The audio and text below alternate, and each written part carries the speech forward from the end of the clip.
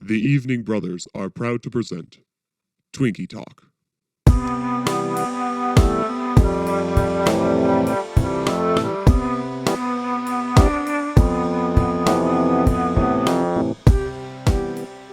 Hey everybody, welcome to Twinkie Talk. It is the only show on the internet where three white guys talk about movies, and it is brought to you by the Evening Brothers. I am Brother Lincoln. I am Brother Jon. I am Brother Preston. And we are gathered here today for just one really good reason, and it is Dune. It's the melange. Melange? What do they call it? The spice? The spice melange. The spice is Melange. life. The Do spice they call must it flow. melange in the book? They Yeah. do. Melange just Okay. means like mixture. I couldn't In real remember. life. I didn't remember hearing that word in my mind. Yeah, the spice melange. It's kind of a stupid word. Anyway, So this is Dune, but not what we have heretofore agreed to call the good Dune. right. We are talking about the David Lynch, I think it's 1984, amazing Dune. What did we decide, Lincoln? We made a decision. Oh, we don't want to be comparing it to the new Dune. The good Dune. the So what? we're- The what Dune? The good Dune. Oh, okay, thank you. Sorry, I got confused. So we're each going to give each other one mention of new good Dune. Other than that, they get chastised and shamed for our comparison. All You feel right. good about that? You know, feel you great can. about that. You have to like Yeah, say feels great. something. You can't nod. Oh, yeah, that's right. This is the audio thing. Do you guys remember when this show was funny? Do you remember that? We used to say funny No, stuff. I don't remember. Was it I ever? think. I don't know. No, yeah, this is our just coasting through our career now. Yeah. We've achieved such massive success. We can afford to just kind of take it easy after this. Yeah, this is kind of our the last man standing of our career where we sort of already did the show and now we're just doing it again, you know? Yeah, completely. I do know. So what was Right. where did we peak? Where Last did we episode, peak or where did Tim Allen peak? Because I would say Toy Story. Toy Story 1. Feels like Toy Story. Yeah, that's probably where It's- Tim Allen. it's- Where did Tim Allen come from? Oh, so, all right. He so made Preston, a TV show called Last Man Standing, which is But- basically Home Improvement, Yeah. but just a little bit worse. Got it. And with okay. less neighbors. And again, So, Lincoln, what compelled you to make us watch this? I hesitate to call it a film or a movie or just like a collection of images. this project. This concept. Yeah, This concept. what made you make us watch this idea? Well, I had seen it before. I watched it on the same night I watched the first Blade Runner movie, and throughout the course of that night, I drank an entire bottle of wine. I mean, you'd And have so- to. And so I had some kind of confusing memories about this movie, and I was kind of curious to see if I still would feel the same way on a dead sober watch through. Sure. And so I just wanted to kind of sick that on both of you because this is a wonderfully ambitious movie to say the least. Well, I feel like I watched this. I watched this 3 hours ago, I would say, and I without any alcohol, and I have some very confusing memories as well. So it's gonna be a fun time. Preston, just to intro us to kind of how I felt about Dune before I watched it a second time, can you go to our text channel and read the response that I sent to Jonathan? Just go ahead and read it out loud for the record. The first thing I write is, "Yes, you do. It's buck wild."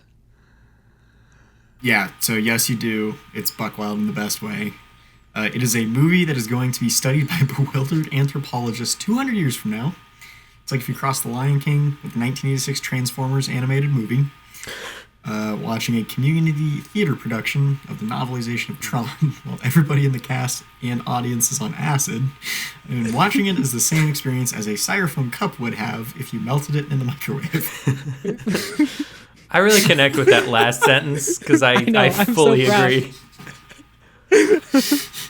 We've sort of Okay, set a so precedent of watching these movies day of. You should have. I guess you tried to warn us that we should watch it a little earlier. I should have given myself a little buffer. I feel so fried right now.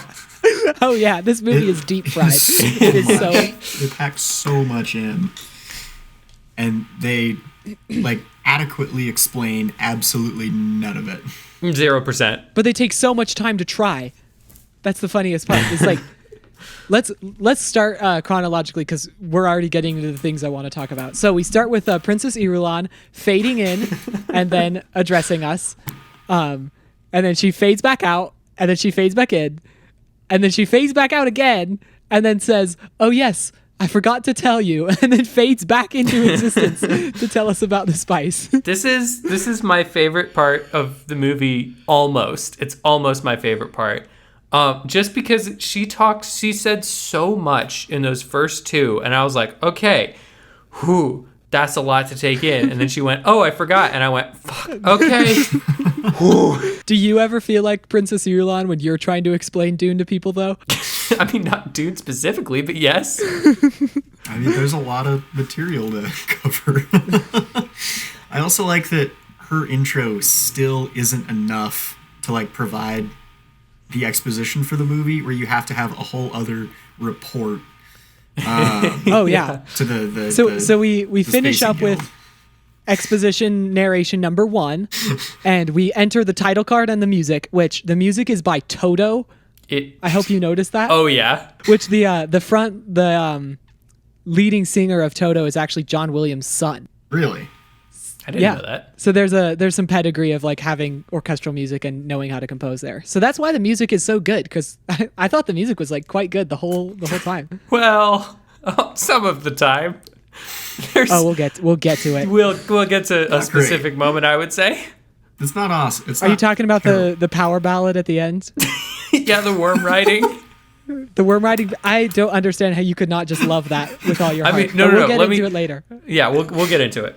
We'll get into it. Then we have the second consecutive exposition narration, where we have Spicing Guild members talk about 4 planets, and then most of the planets don't really need to be addressed at all because they're just like a setting. It doesn't really matter that they're a planet, but we do. So now we get that, and then we visit the Emperor. The Spacing Guild visits the Emperor and tells him the problem, and the Emperor goes into the third now voiceover narrative exposition narration, and he tells us exactly what the plan is, and we very quickly lose all of the drama and mystery and ominous feelings that the story could possibly have.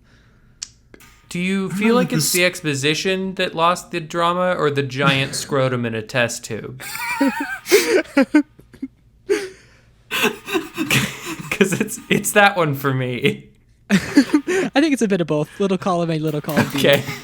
I think clunky narration, scrotum in a test tube. Massive scrotum, the universe's biggest scrotum, award-winning scrotum. Powered by the spice. And so this is the throne room scene we're talking about. And one compliment that I consistently have about this movie is that the set and costuming is glorious. Oh, yeah. It is awesome. It's like this giant solid gold room. There's dog walkers. Everyone has pugs in this universe. Which I have a question about the pugs. Is it an alien pug, or did the like least likely species to survive just somehow make it all the way to there? For 8,000 more years. Yeah. I know it feels particularly human to like have pugs survive forever, even though we did a terrible job making them. To just like determine that our crimes should stay with us. Yeah. I also noted the sets. My comment was, remember when they used to design sets? That was nice. I missed that. It was nice. It's really got some good 80s sci-fi stank about it. Oh yeah. Oh yeah. It's strong. It's greasy. It's very greasy. It's very greasy. This is the beginning of the styrofoam cup melting in the microwave feeling that. I don't think you fully get there though until like you get introduced to the Baron. The Baron certainly doesn't hurt. You get to the Baron and I love how the Emperor just changes his mind literally anytime anybody contradicts him. He says, "I want my truthsayer to stand right next to me," and then the truthsayer goes, "I am your truthsayer," and then the Spicing Guild comes in and goes, "We can't have a truthsayer here," and he goes, "Leave." Well, yeah, because like you're the Emperor, bro. Put up even a little bit of a fight, dude. They just don't like her, and he's like, "Yeah, I guess I didn't either." I feel like that's a truth of the whole movie, though. I don't think anyone ever says anything without, like, with any subtext. It's always just like, No. I love you or I don't love you. Like, those are kind of the two sentences we get. It's a very literal movie, which is weird because the book is all about like hidden meaning and understanding subtle body postures and inflection, and the movie's like, you know what? I don't think we're going to be able to understand that. Which is so funny because, like, David Lynch, he's like, Eraserhead has so much subtext, it's insane. But then it's like he just forgot how to use that muscle. And so he was just like, what if just big fat men flew around? And then they were like, yeah, what else? And he was like, what do you mean, what else? What do you mean, what else? Like, we're supposed to do other stuff? I guess we could put a worm in there. What do you want? Following this scene is the fourth exposition now. And this is Paul Atreides' voiceover, like, in his mind. That was, the Emperor was a fourth exposition. The fifth exposition is Paul Atreides. And then a sixth expositional narrative, which was the computer reading out loud the weather about Dune. Because it wasn't enough. We need more. Because it wasn't enough. And so, yeah, we're introduced to Paul. He's sitting at his desk, and he gets visited by Thufir Hawat, Dr. Yue, and Patrick Stewart as Duncan Idaho. He sure is. I want to hear what were your thoughts, John? You hadn't seen this yet, so what were your immediate thoughts seeing Patrick Stewart in this movie? Okay, so yeah, I had a lot of thoughts. We're within, I would say, 10 minutes of the movie opening, right? Like, Yeah, we're pretty close to the beginning still. yeah. My thought, I wrote just Patrick Stewart ! Very excited. That's how we all feel. My only thought was just like, that is Patrick Stewart, because that was as far as my brain could get in the comprehension of this movie. Like, that was as much as I could possibly muster, is just like, oh, I know that guy from something. I've seen him in stuff. Something else that happened in space. Some kind of space. I don't know. Is there like a super? I don't know. Yeah. So that was my thought. It was just, and then I like started searching the cast for other people that I know, and turns out it was just Patrick Stewart, which is cool. Everyone else is unrecognizable. And that leads me to so many questions. Like, one, did Patrick Stewart just really want to be in Dune? Two, did he just not get any work? Like, what's the Venn diagram of we can cast Patrick Stewart, but we cannot cast anyone else you know? Well, they needed one celebrity to bring some credibility to the movie. And Yeah. they just threw a dart at a list, and Patrick Stewart's name was just happened to be the one that got hit. I mean, that makes sense. That sounds about right. So if they had a bulletin board labeled credibility with a bunch of names on it, and Patrick Stewart's was the name they hit, what was the bulletin board that had Sting's name on it that they managed to hit? Sex appeal. Sex appeal. Rockin' bod. Right, that's as far as they got, Lincoln. So They so we said, have hey, this- who's got this a really entrance. great, like, greasy-looking smirk? Boom, Sting, done. Well, you know who else does is Kyle MacLachlan as Paul Atreides. His Oh, little that is- smile when he goes, I remember your footsteps. And he's like this little gremlin who's like, tee hee hee. I know love who's that- coming in my room. I love It's like that he's the playing one time this. that he shows any emotion in the entire movie.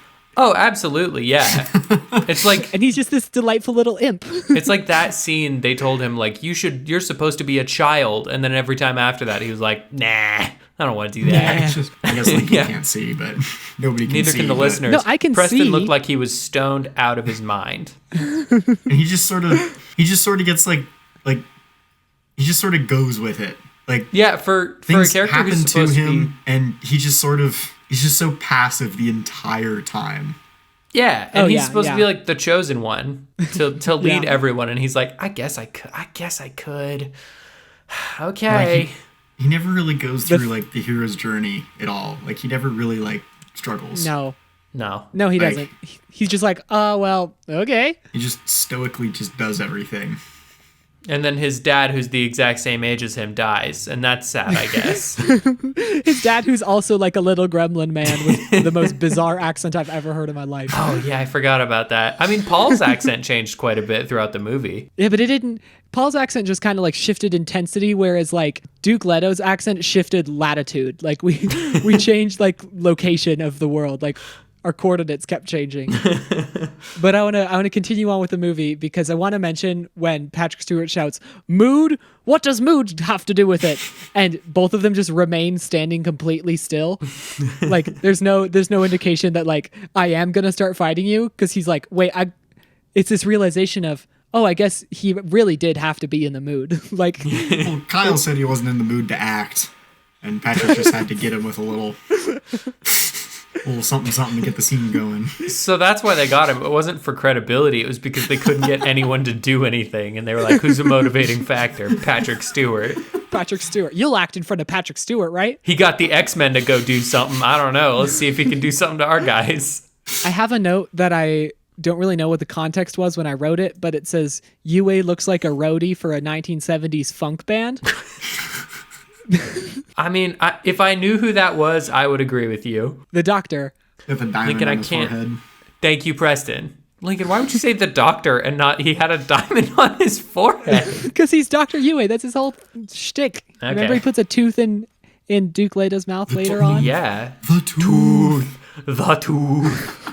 The tooth. Can we talk about their stupid shields that look terrible? Oh, absolutely. I kind of like him. Lincoln, I know you kind of like them. That's why I'm doing this, because you told us like a year and a half ago when the last Dune. No, I'm not counting that. That isn't my reference. When another movie came out. I feel like that's fine, 'cause that's not a direct comparison. Okay, yeah. When Blade Runner 2049 came out. Blade Runner 2049 came out.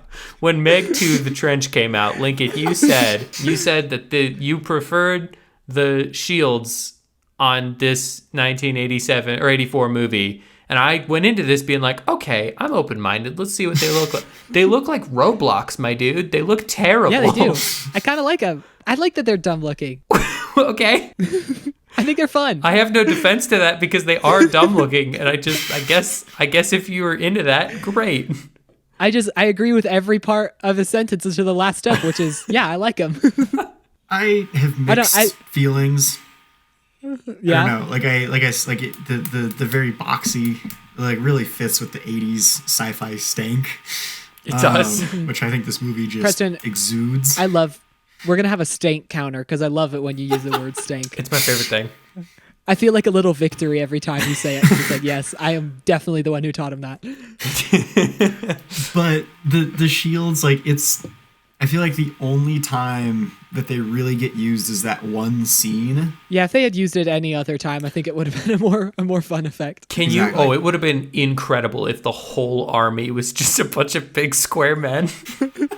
Just walking around like Roblox characters, Just- like floating slightly above the surface of the ground. Yeah, carrying their blocky swords, these like shitty ass gingerbread man army. Oh, that would have been something. Now I'm sad. Yeah, I think they ran out of rotoscoping budget after they edited that scene. They're like, oh shoot, well, this looks really good. Too bad we can't ever use it again. Is there a chance that they did it and they went, this looks really bad, but we don't want to Let's do not it use again? Yeah, that might have been it as well. I feel like they just put it in there Oh. because it's like a whole thing in the book. That's explained more. And they're like, oh, we have to have the shields in there. And then they're just, Well, the shield fight scene is like one of the most fun scenes from the book. oh yeah, for sure. So it makes sense that they'd want to include it. Oh, Yeah. but you know what's not in the book? A weirding module. Right. Yeah. Okay. I had to double check, and yeah, that has never come up ever in the book. No, it has not. I'm And so was glad a you guys are terrible saying choice. that, because I feel like I didn't really comprehend the book Dune too good when I read it. I got the basics, but there's so many things people will talk about Dune, and they're like, oh yeah, when this happens, and I'm like, yep, I for sure remember that, definitely. And I was like, when they showed that weird thing, I was like, all right, sure, I could see that being in the book. I don't know. Yeah, it's not in the book. It's not even a little bit in the book. Terrible choice. And because And also it doesn't make any sense at all. Right. And they make a huge deal that, like, you know, this equipment is the reason that the Emperor is, like, destroying House Atreides. Yeah, because they invented guns again. Right. Guns 2. More guns. Guns 2, the sequel, The Trench. But they don't explain, like, why they matter. Like they could No, they don't. And they don't really these will explain what go- they are these, either. Like, penetrate shields or something. And like, Yeah. there you go. There's a reason now it suddenly makes sense. I remember in the book, the worry was that Duke was like a charismatic, good leader that people cared about and liked. And they're like, nah, he's just invented Guns 2, the sequel to Guns. Again, I don't want to assume too much here, but is there a chance they just cast the wrong guy and they were like, well, no one's going to buy him as a cool man that we like, so what if we, I don't know, Guns? What if we gave him Guns 2? That actually may have been a decision when they saw him and Kyle MacLachlan, like, both were just little nasty gremlin boys, and they were like, they're smiling deviously and like walking on their tiptoes off and onto the set. My want for them to, for Paul specifically, to continue acting like that for the rest of the movie is unimaginably large. Like, that would have made this movie a 10 out of 10 for me if he was just every time going around in his little like weird flying machine, and he's like, hee, we got it. Oh, the spice. Like, seeing him open his eyes really wide and then go sweep them from side to side and be like, the prophecy's about me. Yeah. Or if he just, like, the big worm comes out and he's like, not worm. Haha, it's a worm. I heard him coming. I hate everything about that. So much. If I may, it would be an equally accurate representation of the character from the book, I would say. It would be on the same level of accuracy. Yeah, but way less, like, nuance. Was there nuance here? There's so much nuance in Kyle MacLachlan's. No, that's what Jonathan's saying. The portrayal, absolutely, yeah. The portrayal right now is the same distance from the book as little gremlin Paul is from the book. I'm not saying that if in a hypothetical world they were to remake this movie, hypothetically this doesn't count, and cast some sort of, I don't know, hypothetical little weasel-looking child. Again, all hypothetical. I'm not saying that I would want him to act like that. Have a hypothetical French director famous for rebooting sci-fi franchises. Just hypothetically, let's say they did that. I wouldn't want him to act like either of those. All I'm saying is if he had been more impish and weird, it would have been equally true to the book as the original movies already is, and it would have been more fun to watch. All right, I'll give you that one. Yes, I fought for that one. I worked hard for that one. You really did. Was you earned the payoff what you were hoping for? Not even a little bit. Not even slightly. It's so disappointing. Okay. So the next thing that happens... This movie is so disjointed. It's really hard to like think about it chronologically. Lincoln, if it helps, you could just say another thing that happens is... Not the next thing. Time is meaningless now. The spice must flow. We have to fold space and time. Another thing that was not in the books. The Guild Navigators don't fold space and time. They just see it more clearly because of the spice. So another thing that happens in this movie is Paul has a crazy flashback. He sees Sting. He sees a second moon. He sees what I wrote. Oh, he sees the water droplets. What movie studio uses that water droplet? It's like Ron Howard's studio or something. He uses like a droplet falling into a bucket. Well, the DreamWorks intro? DreamWorks kind of starts with that. Yeah. It does. But there's one that's just a water droplet. Nothing else. It's nothing else. So it's just like the start of the DreamWorks thing? Yeah, I'm trying to remember. I think the studio you're thinking of is Drit. It's Lincoln. It's Drit. It's the start. It's the start of DreamWorks. The beginning of DreamWorks. It's the start of DreamWorks. That's not the end. This movie did bad things to me. What else happens, Lincoln? What's other stuff? This little sequence right here with the rain and the flashbacks and the kind of dream theater, weird random art house nonsense that's happening, to me is the strongest part of the movie, is when it just like leans all the way into the symbolism, all the way into the style. It doesn't care at all about like telling the story. Like those are the moments that I feel like the movie really shines. But like everything good in life, it cannot stay for long. And so another thing that happens is that the Bene Gesserit visit Paul and they subject him to the Gom Jabbar in a little windowless closet room. Yeah. With one of the worst sets in the whole movie, which actually is saying a lot because the movie has a lot of sets, a lot of great sets. Do you have anything to add? Oh, okay. Yeah. Is this the box or is this the needle? This is the Gom Jabbar, the box, the animal, the human. Nothing for the father, nothing. The spice must flow. I thought that was box the is needle. the box. Yeah. The Monge bar is the needle. The box is just the box that has pain in it. Oh, Lincoln, it kind of Oh, the pain! sounds like you just got schooled a little bit, and then you're just trying to sort of pretend like you didn't, but you did, and I'm we going all to heard completely it and ignore saw it. it. The Gamja bar is the test. The Gamja Yeah. bar is the whole test. It's not though. It's pretty much definitely the needle. I'm pretty sure. The box. Okay, The fine. bar is the punishment. Okay, continue. So, I don't know. I feel Just like one of the many things that happens in this movie. this is just a thing that happened. I feel so strongly about so much of this movie that the things that are notable are not so much the important plot parts, but the bits where in between where it felt like they were like, we have to get from here to here. Let's just have a Baron flying around a room going ram, ram, ram. Like that. That to me is what's good about this movie. So the box is fine, I guess, but it's just a box. It's just a box, and the book said a thing happened in the box, and then that thing happens in the box. But like, I really do like when Paul shouts, "The pain!" I mean, that is quite good. But that's also, I mean, he's doing the same thing all the time. He's like, Arrakis, Dune, desert planet, Arrakis, Dune, Dude, desert planet. desert planet. The spice must flow. Yeah, like Slow. there's just so much. If someone told me that if every 15 seconds, if you just paid attention to every 15 seconds for, let's say, like 3 frames, that it left a message that was like, the devil is real, all shall pay, I would believe you, because this movie's weird enough that it seems like they were trying to do something that nobody else knew about. They kind of are. I think one of the most frustrating things about this movie is that it feels at the same time rushed as like mind-numbingly boring. Yeah. Well, I think the problem is that the first hour and a half, I would say, are just like, okay, oh, what do I have to say? That's a cool set. Okay, and then they went here, and then they went here, and then the last like 40 minutes of the movie are just like, oh, and then the story actually happened. But And this story actually starts. it's so quick that it has to be like, and then this happened, and then this happened, and then he falls in love, and then I guess we're just gonna pretend like that's normal. that he falls in love. Oh, there's even more that like gets totally hand waved away, and we'll get to it. Yeah. What did you guys think about the narrate? Everybody has an inner monologue that you can hear all the time. Because I kind of thought it was a good way of representing how the books are. Because in the books, every character is always like, you're the omniscient narrator, so you get to read every character's thoughts, and I thought this was actually a pretty effective way to translate that. I mean, it made me brutally aware of what like a Dune anime would look like.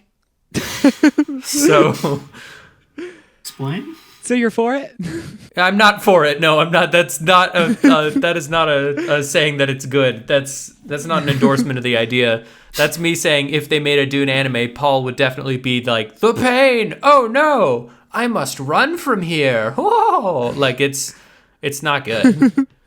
Preston, as someone who knows the book better than me, what did you think of that? Like, is that a good thing to you? Is Lincoln right that it's bookish? You know, it is in the book. I do not think it translates particularly well to the big screen. It's just so like jarring, and I think there's so much narration, because there's narration and then there's inner monologue, and then like it just all sort of gets just mushed together. Yeah. And it's like, I don't know, I feel like they were trying to they were trying to carry the movie on that instead of actually making a good movie that would show you what was happening versus telling you. Mm-hmm. A resounding endorsement. This movie from is all for telling you. Yeah. Yeah, I don't I have think a it better worked idea, at all. Preston. What if it was only telling? It was only telling? Well then Yeah, what if you spent a ridiculous amount of money on gorgeous, well-designed, handmade set pieces and you used exactly none of them to convey the story? Well, at that point you might as well just read the book and not even bother with the movie. I think that might have been what David Lynch did, though. He's like, I've built these wonderful, beautiful places. Okay, now let's do the book. All right, now everybody say the stuff they say in the book. Say, what does he say in the book, Paul? Kyle? Paul. He says I'm not in the mood. David? Okay, well, say that. Okay, I'm not in the mood. Patrick, what does he say in the book? He says mood has nothing to do with it. Okay, say that. Mood has nothing to do with it. David Lynch goes, "Yep, we got it in one. Good, nailed it." Great, good job. Just cut out the parts where I'm talking to them. This so feels good. Another thing that happens. No. What? No. What? I've decided no. I'm taking this opportunity to cash in my chips and make my official comparison to Good Dune, the good movie Here we Dune. go. I kind of forgot the Good Dune existed because I've been willfully trying to not compare it in my mind. Well, All yeah, right, because you love the bad Dune so much. You're so just I really do love this so movie. horny for Bad Dune. All right, so my exact note says, take a second to compare this to the new one. I like how we have little interludes where they explain almost too much, where the new one is just like, oh, you don't remember the one time we said Kwisatz Haderach and like an hour and a half go under our breath in the middle of an explosion? Well, we can't hold your hand the whole way through.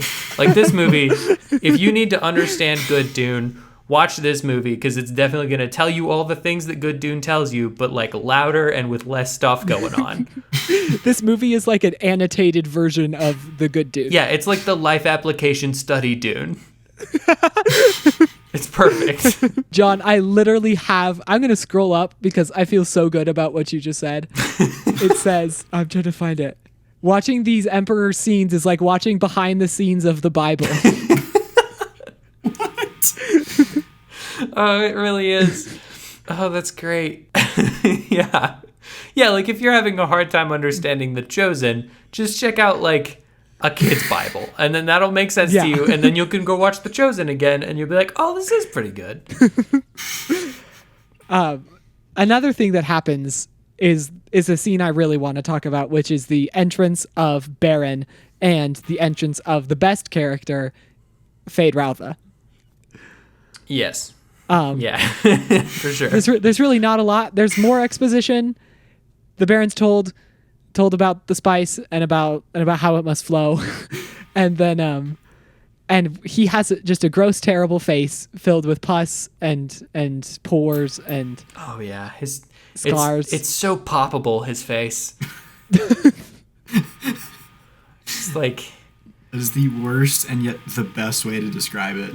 it's true though. Like everything in me wants to just reach into the screen and just Dr. Pimple Popper it. He won't. Just scrape from top to bottom and just clean house. Clean slate. Grow new skin. Start over. You're a new man. You're fresh. You were born again. The spice must flow. I actually really do like Sting as Fade Routha, and I like that none of us know what Sting looks like. Like, that's not just like a common face that we all know. And so when it shows his entrance and you hear the electric guitar swell and strike as he steps into the frame, you're just like, I am sure this is someone important. And if you didn't know it was Sting, you would have no like reason to believe that it was Sting. Yeah. It would be like if you hadn't seen any other Spider-Man movies and then you watch No Way Home and Andrew Garfield comes on and you're like, that's that guy, I guess, because everybody stopped talking for 20 seconds. No, it's a great entrance. I mean, The like leader of the police. I'll be watching you, the man himself, Sting.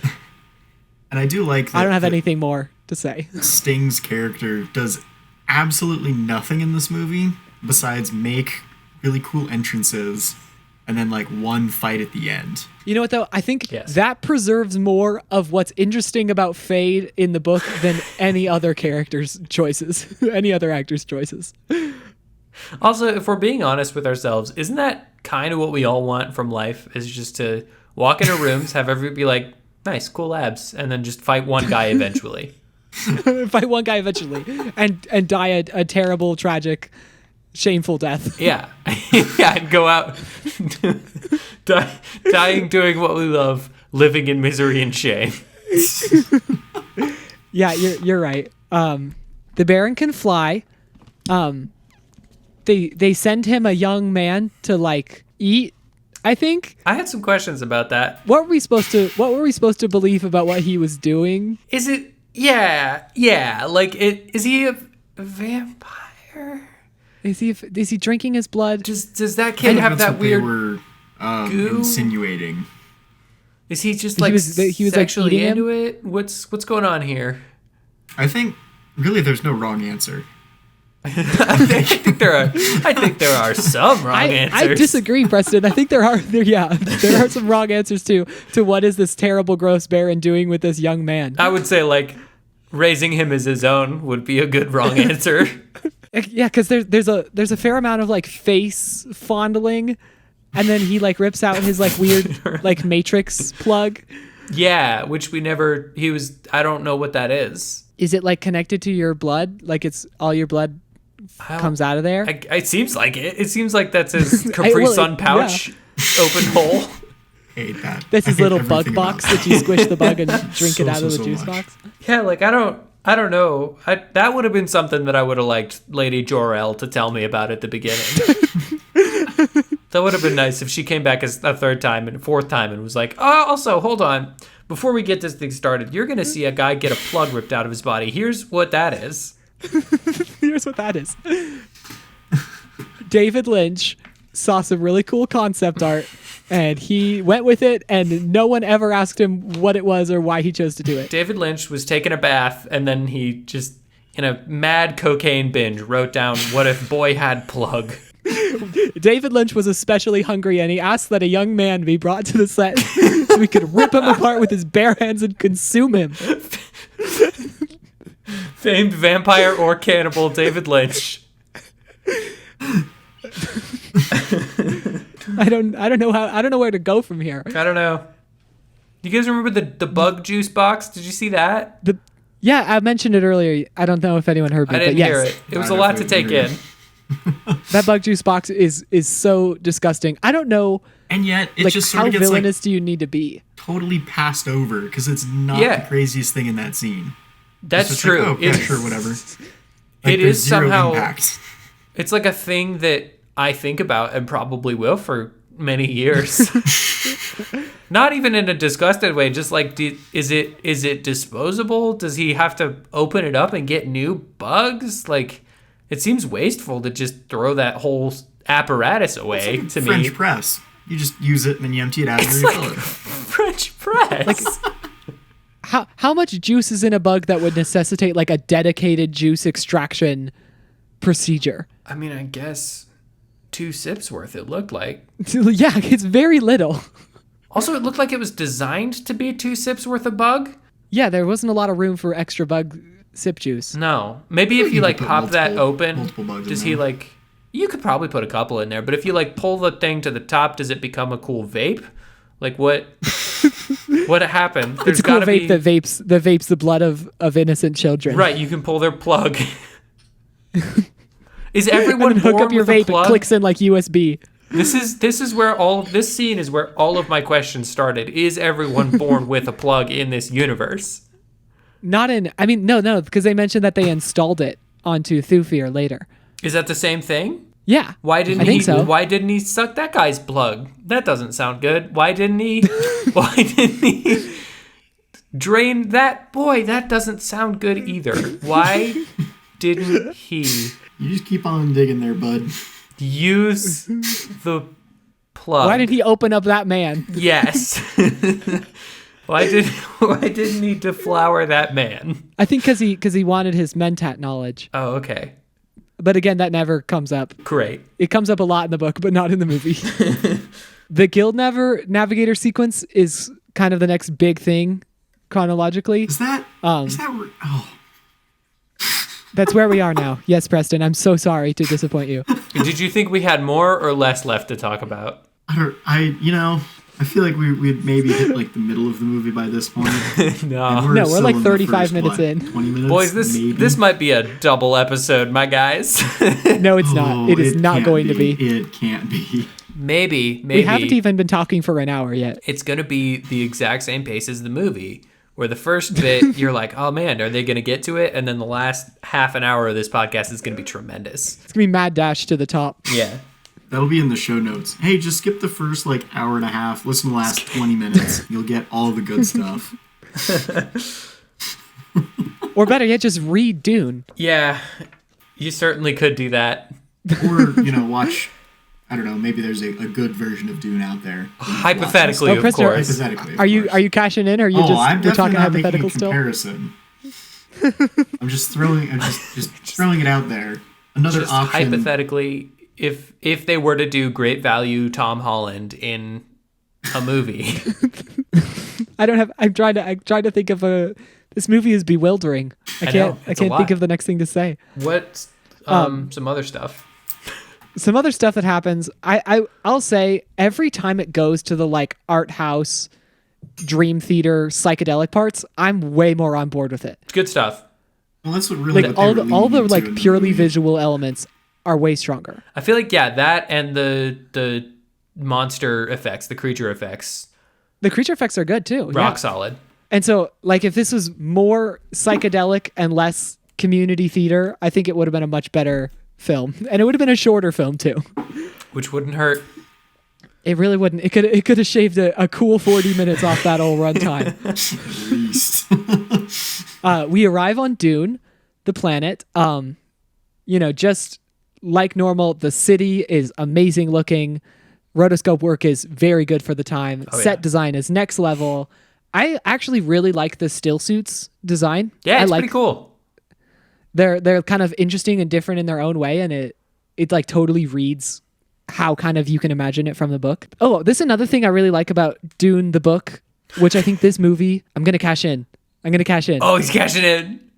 I'm cashing in. Here we go. One thing that the book emphasizes a lot is that there was some sort of they call it the Butlerian Jihad, and it was this like revolution against digital computing and like artificial intelligence. And so the book makes it really clear that everything that we would like probably have like a digital chip to do is made by dedicated analog circuitry that can't, have intelligence. And I think this movie does a really good job of really like fleshing out this idea of it's all like vacuum tubes and like old analog switches and pipes and dials. And I really like this kind of like it's like a pre-steampunk almost, this feeling of like all analog technology but being used by really advanced humans to create complicated machinery. So you've chosen to cash your chips in and talk about old good Dune and not new good Dune. Oh, I forgot to actually compare it. I don't think good Dune does as much to You know what? Actually, I'm gonna cut out the part where I said cash in, and I'm just gonna keep the part where I said this because I realized that there was no reason to compare this Oh, so to the new you've Dune. chosen to retract your cash in. Yeah, I gotta be honest, because I most didn't really use it. I feel like most you're of not the allowed to do time that. they don't let you do that, but it's okay because you're just living your best life. Well, I mean, and he's got final control over the edit anyways. That's true. There's nothing we can It do. doesn't matter what we say. No, it doesn't matter what we say. The podcast. What It we really doesn't. should have called this podcast. It doesn't matter what we say. We can subtitle it whenever we want. Twinkie Talk, brought to you by the Evening Brothers, it doesn't matter what we say. And then a The second spice must flow. colon, the trench. The And then what did Preston say last week? It's so much worse than I remember, but so much funnier. Yeah. We enter a thopter, and it looks like a VIP lounge from a strip club made in the 70s. Sure It's does. so terrible. That is like the It's one, like a little square on the inside. that is the one thing, like the one time I think they dropped the ball with like the set design. 100%. It's horrible. It's just this dumb little looking. It's so Yeah. bad. The inside, the outside, just Terrible. It's sexy Terrible. as fuck, but terrible.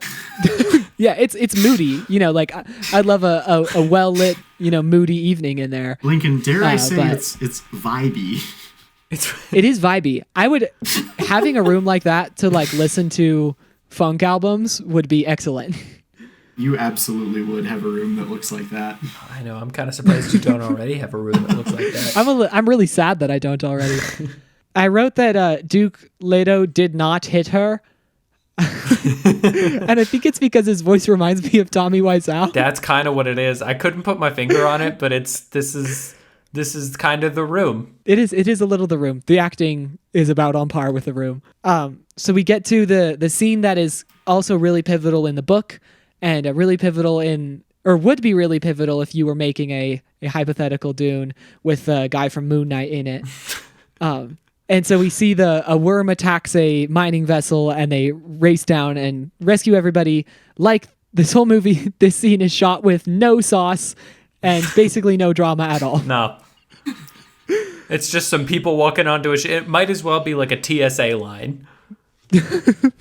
One line I wanted to call attention to was a worker brushes past Paul, and Paul like sniffs, and he gets a whiff of the spice, and he goes, "Pure, unrefined spice." Pure and unrefined are literally opposites. It's not a mix of refined and unrefined, Lincoln. Maybe No. Unrefined. No, he said pure and unrefined. Something can't be pure and unrefined. That doesn't make any sense. I'm not going to debate that with you. It's not worth it. the sandworms are happens. very good. We like the The sandworms. sandworms do look I good. like sandwich. I mean, they're like ridiculous, but in the good way that I think hits that sweet spot that I'm looking for. Yeah. Yeah. I like their little trifold heads. I think those look actually. Oh, I'm not going to cash in yet. I really like the trifold Lincoln, heads. it was so close. Oh, you are on Right up to thin that line. ice. Right there. I like the hunter. So the hunter seeker scene is what happens next, where Paul's laying in his bed and what looks like a tiny shrunken Flash Gordon spaceship enters onto his room, and there's one shot of it roving across the top of the bed, and you see its shadow kind of dip and rise as it goes over the folds, and that is like the single most interesting shot in the whole movie. It's really sad. It's like it actually feels like using visual language to kind of tell a story. I think this is about the time that I wrote that we're now like an hour and 10 minutes into this 2 hour and 4 minute movie, and I'm gonna have a panic attack because I know that there aren't two parts, and this is like not at all You close know to that half. the rest of it has to happen. Yeah, when you realize that the pacing is just like on par with if you were making it a 2-part movie, and you're like, what's gonna happen? Yeah, like I checked this. If you were to hypothetically make a new kind of Dune, an adaptation of this, hypothetically with Stuart Little as your lead, this would be about 10 minutes ahead of the other one. Like, max 10 minutes ahead. Wow, that's amazing. It's horrible. So next, the attack happens. It happens apropos of almost nothing. Preston has decided to just begin reading the book Dune. He's gonna have a better time. He just now. picked up Frank Herbert's Dune. I'm curious. He's out. What are you checking? We're not gonna hear from him again. he just reads Dune for the rest of the podcast. Reads too. So I'm curious. He really is just reading it now. I wasn't aware that was an option. I know. I'm curious. I'm very curious to compare the pacing of the book versus this movie. I promise I'm not just gonna like. I'm willing to bet that the pacing is very similar. It probably is. Because the book is not the most expedient storytelling. It's not. No, it's not very also well paced at pretty all. slow. And it also just slamma jams so much content into the like final In the book. last, like, it's like Paul lived his whole life and the whole story happened. The end.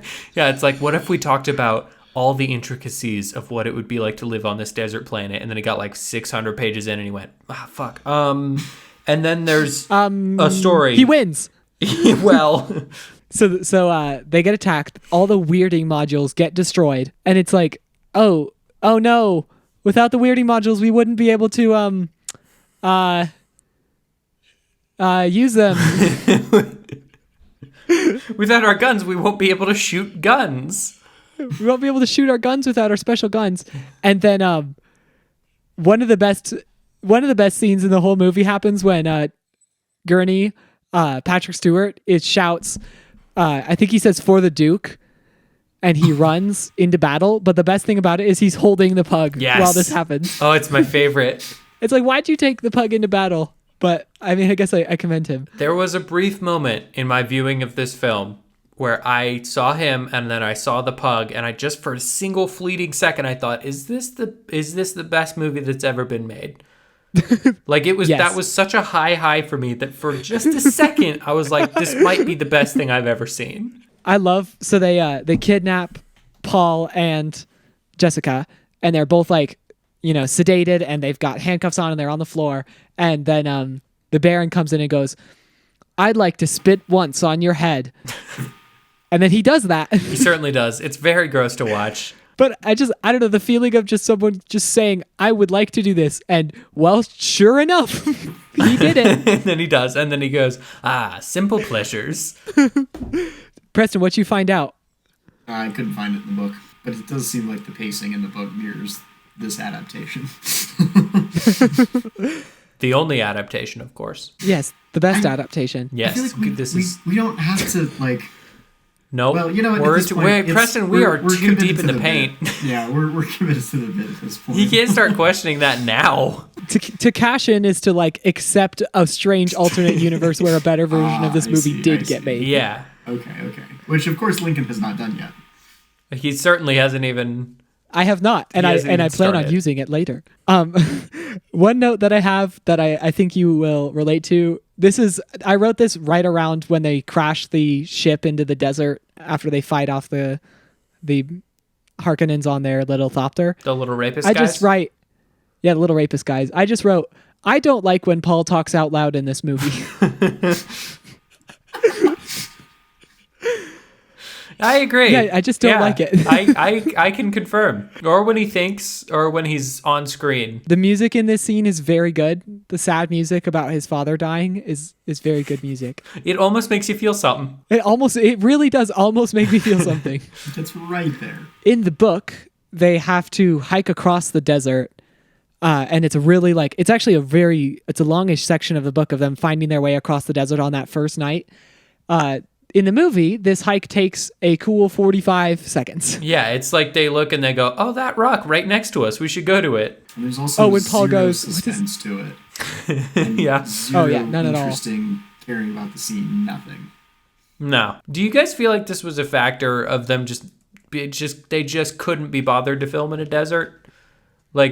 So they really didn't want to, did they? It feels like they really were just so averse to it. They're like, "No, we'll just blue screen everything." And it seems like, aren't you worried that might make it feel like they're never actually part of the planet that this movie is freaking named after? And then they go, "No, it's going to be fine." They're like, "It's going to be great. I made a Eraserhead. Get off my back about it. Let's go." I made a Eraserhead. Get off my ass, dude. The spice must flow. Spice has got to flow, my dude. David, you keep saying that we don't know what it means. Then you don't get it. The spice must flow. The more you say it, the more sense it has to make, right? Is it? I mean, I've said it so many times that it makes complete sense to me now. I was going to say, it's starting to make sense to me, and I'm not sure what that says. It's the same thing with, what's this other thing that, John, you were all worked up over? Arrakis, Dune, Desert Planet? Oh, yeah. I was going to say, I get worked up a lot. There's very Desert Planet. There's very little filmed in the desert. So they just figured, the more that we say that, the more they'll remember, this is on a desert planet. Yeah, they're like, it's a desert movie. They definitely said desert a lot. But this movie is humid. It's humid as fuck. Yeah.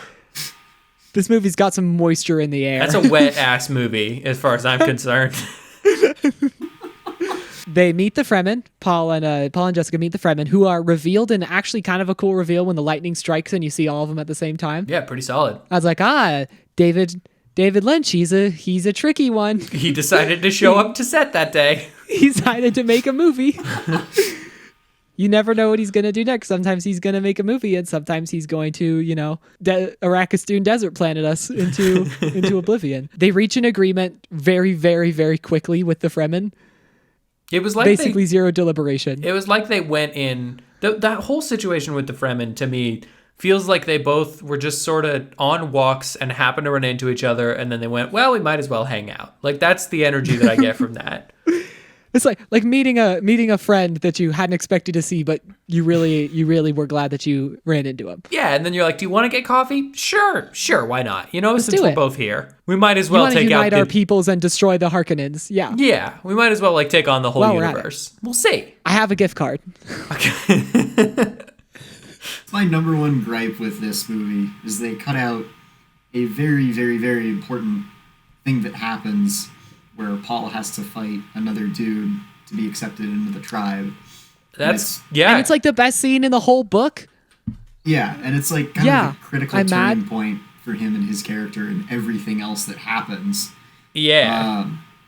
And they just like completely left it out, not important. No, yeah, I agree. I think that's the biggest issue with this book, or with this movie. And I mean, hypothetically, if you made a better version, I feel like having that scene be very strong and impactful would be incredibly important and cool. You might even put it as the climax of your movie, were you to hypothetically break it into 2 parts if you felt like it. Interesting. Yeah, Like, were you to like hypothetically where put Willy Wonka in as your lead? You're going to put Wonka in? Yes, I think if you were to hypothetically make another movie, when you could absolutely break it into 2 parts, especially if you had that shithead from Lady Bird as your main kind of guy, that would help a lot. What else, Lincoln? What's other Dune stuff? Talk about Dune Desert Planet. Talk about Dune Desert Planet. The spice must flow. The Baron. We have a scene with the Baron telling his other nephew. What's his other nephew's name? Raban. Rava. The beast Raban. Raban. That's what it is. Beast Raban. He says the word squeeze like 5 or 6 times, and I love it every time. Once again, something that they never fully explain in the movie. Why there's 2 nephews. No, he why goes, I either want of you them to important, squeeze Arrakis and squeeze. Which, again, Raban shows up like twice after that. Yeah, and in not important moments, if I remember right. Yeah. During this whole time, the Baron is circling in a mad dash around a column of water. Yeah. And he's doing a little fly motion. And we don't know what the motion is for, and we don't know what's happening, and we don't know why there's a guy with a remote control pointed at the column of water.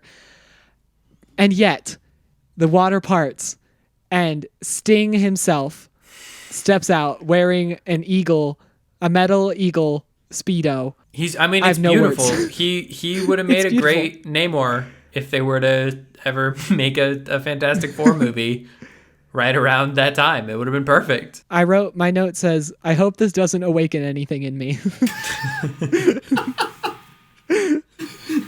So what happens next, Lincoln?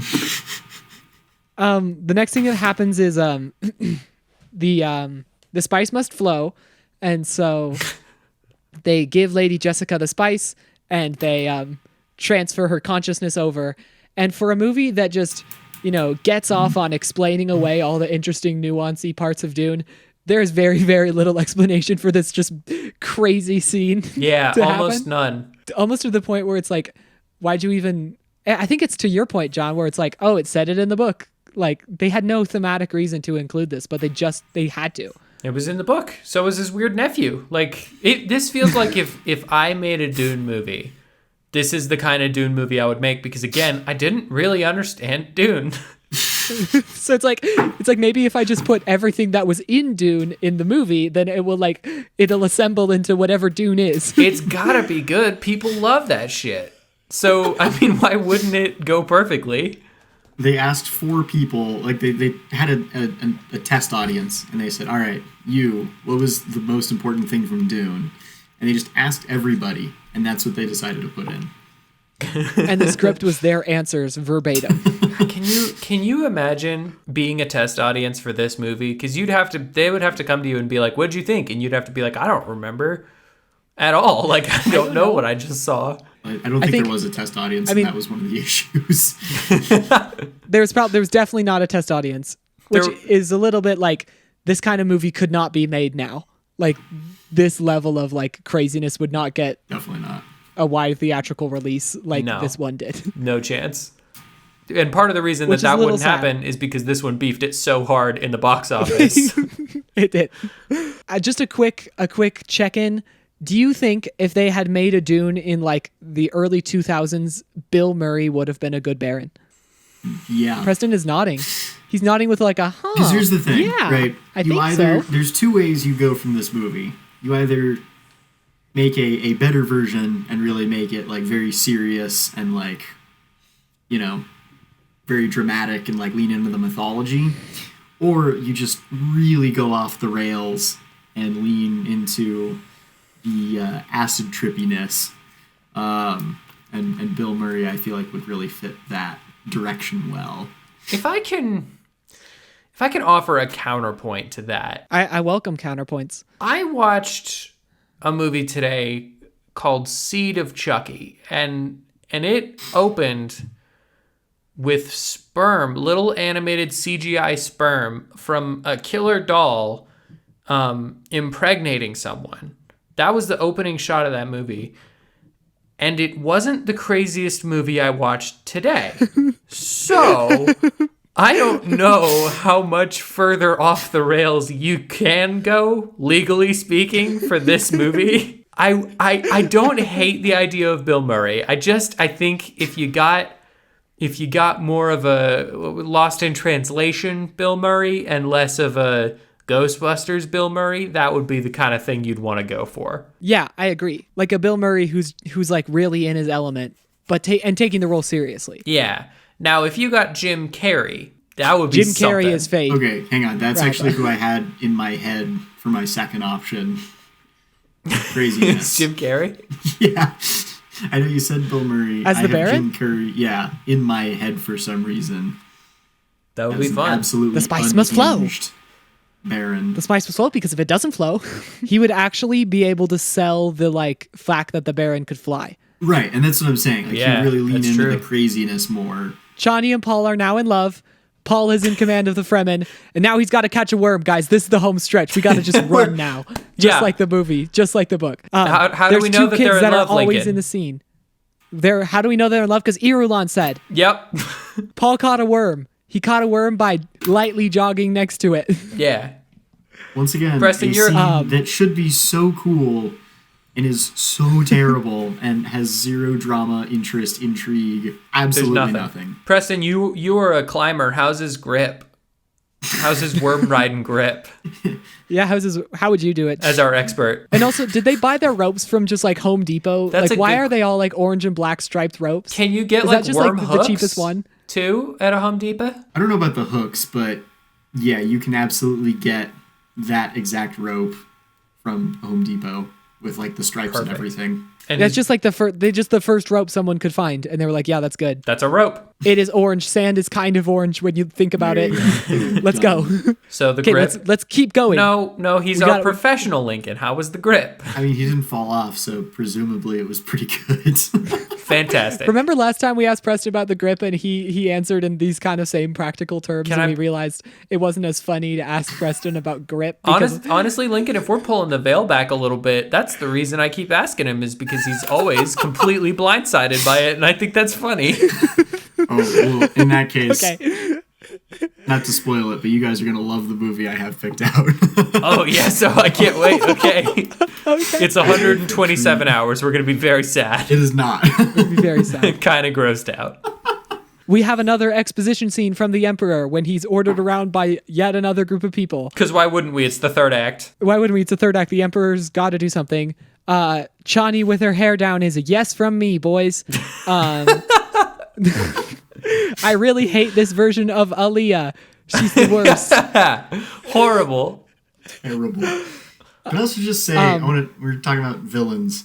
The Emperor is supposed to be sort of like the big bad, like overarching villain. I feel like more than the Baron in some ways. He's more of like a reluctant villain in my mind. Like he has a responsibility that kind of forces him to do this. Right. Yet he never shows any reluctance at all.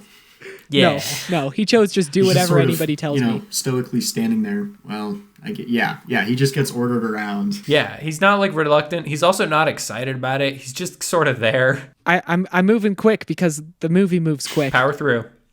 Do we have anything else to add in between everything I said? No. I don't think so. Great. Wait, actually, I do have a question. Chani hair up. It's Yeah. a no from you? Yeah. Oh, interesting. You know what? I'll cash in for real this time. Here we and go. I'm laying down my cards on the table and saying, I don't think Zendaya was that much better than this Chani in this movie. Hard disagree. Couldn't disagree more. Yeah, I'm with John on this one. I didn't think she was very interesting. I don't think either characters are especially interesting in the movies. And they're actually really interesting characters in the book, but I don't think either of them were especially interesting to me in either movie.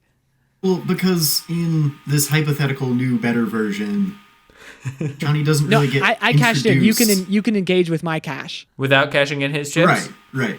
Yeah, Yeah, that's yeah. fine. Oh, okay. Lincoln, I'm just We can real enter the committed pocket to the bit universe. at this point. We can't confuse him. He just got it. She doesn't get introduced until the very, very, very end, like in the literal climax of the movie, at the very end.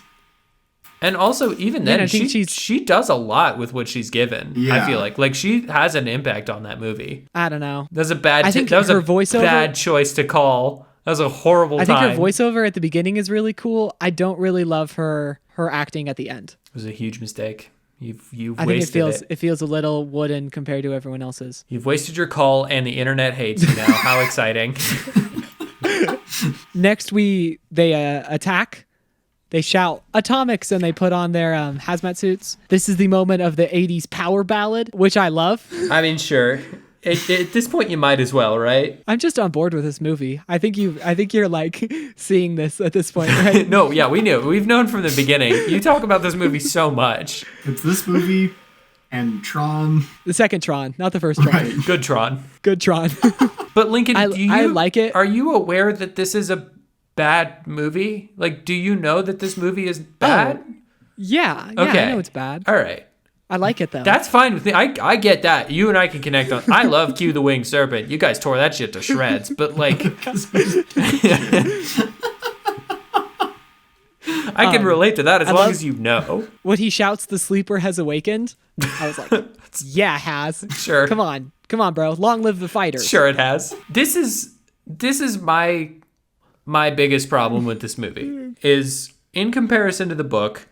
I feel like the end of the book is so like two-toned, where you have like, yeah, he's like doing good, but also you're like, is that a good thing? I'm not sure. Well, that's And this why... movie is just, it just decides like, nah, it's a good thing. And why would you question that?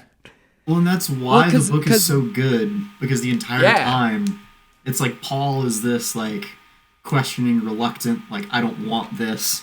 And I think I'm going to cash in right now. That is the number one thing that the new Dune does so much better, is leaning into the moral ambiguity, and that, like, you know, these things are happening kind of to Paul, but he doesn't want them to, and is like really confused about it, versus this movie, he just sort of, all right, well, I guess I'm just like the savior of the universe or something. Like, no big deal. Well, you know?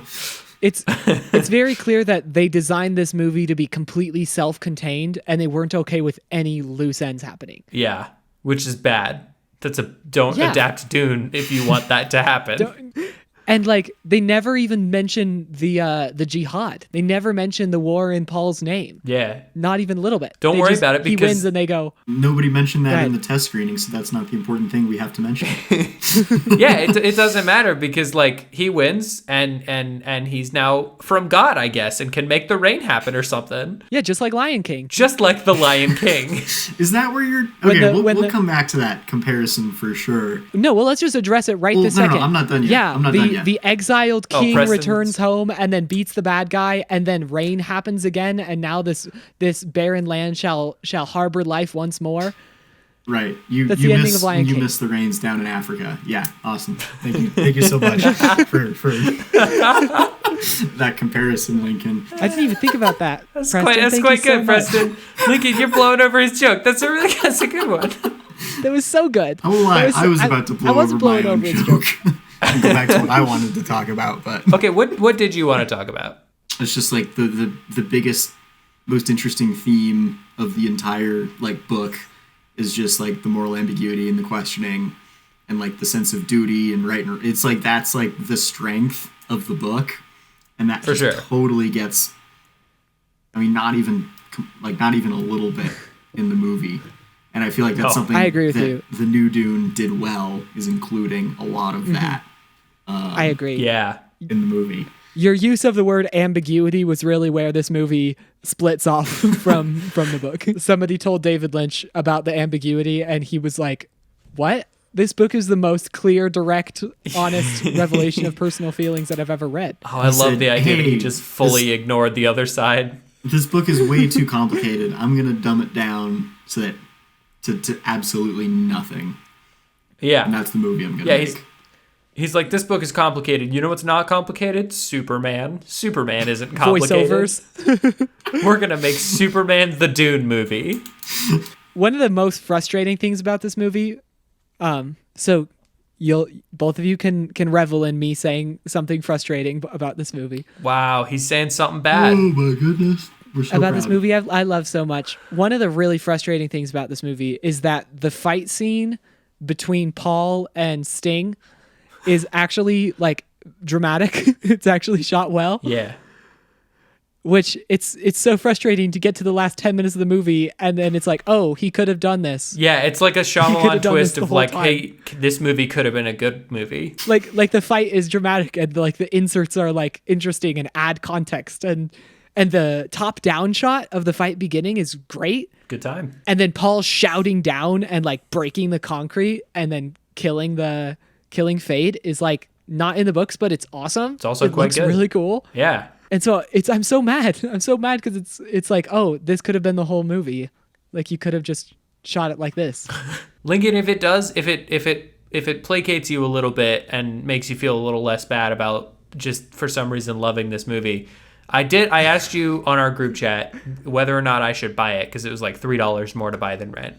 And you said, yes, definitely. You won't regret it for a second. And I don't. Like, I'm glad that I own this movie because it is batshit crazy and it's kind of beautiful to look at. It is. It's beautiful in a terrible, greasy, humid way. Yeah, like the set design and the costumes are good enough that I would probably watch it again, just maybe on mute. Maybe in the background. Yeah. And then we get a narration saying, it was all solved. We're good. Everything's good. He's from God. Wherever there was war, there will now be peace. I'm remaking the world in my image. The spice must flow. Let's be done here, boys. And then we do this little like sitcom roundup where we crossfade everybody's portrait. We sure do. As the credits roll. That was nice. And it's kind of beautiful. It's like a greatest hits for the movie you just watched. Yeah. Like, hey, do you want a little yearbook? You want a little yearbook to remind you of all the great moments you just had with these wonderful characters? Well, it's so that if you rewatch the movie, you know who everybody is, and you can match them up with the people in the book. Yeah. That was the goal. Like, okay, now run it back and watch it one more time, and this time it will make sense. Yeah, buy another ticket, and then you're gonna get it. Then you'll get it. This is a bad movie. It's a wonderful bad movie. You know, I had very like nostalgic memories of this movie somehow. Like I feel like I read the book. Actually, I think I saw this movie before I read the book somehow, and then read the book and then watched the movie, and I was like, oh yeah, this is a Dune movie. This is great. And I think I hated it this time, and I think that's part of why I wanted to kind of say at the beginning, hey, like, let's not turn this into just a giant comparison fest. Because it would have. Yeah, and I feel like that's why I hate this movie now. Well, I think it does a good job interpreting like exactly one aspect of the book while just utterly ignoring every other aspect. Yeah. It's like they read the book once and they went, okay, I'm going to look up like a summary of that on the internet 10 years later, and we're just going to make that. And we're going to make exactly David that Lynch with got no the like book in the mail and said, oh, this is too much, and read the Spark Notes. This is a big ass yeah. book. Yeah. Actually, This is David way Lynch too read the much. first two books. He read the first, you know how, like the book is divided into like sub books. Yeah. He read the whole first one and he got done with it and he goes, I am done with Dune. And he threw the book away. I read Dune. And he came on set and they're like, you know that there's like 3 more parts to this book. And he goes, oh, there were? What happens? And they go, all this stuff happens. He goes, okay, let's do that then. We'll do that in the last 30 minutes. I do like the idea of him just like reading the first book and then going, congratulations, David, you read Dune. Everybody said it would be hard for read you. Dune. I think we're really leaning into the punishment aspect with this week. This one was like, pretty harsh. I don't know what pretty I harsh did to make to you guys watch this movie. Did we hurt you? Like, what happened? You know what? This is just honestly one of those cases where I overestimated how much fun you guys would have with it because I have so much fun with it.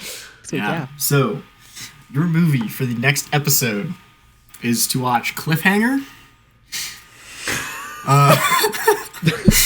John, I assume by that reaction Yes. you've seen it. Okay, perfect. Excellent. perfect. Excellent. I'm gonna have so many questions for you. Oh, I know. This is Cliffhanger, which is a Sylvester Stallone movie, Oh yes. very loosely based around some climbing, which is entertaining to no end. So yeah, that's your movie.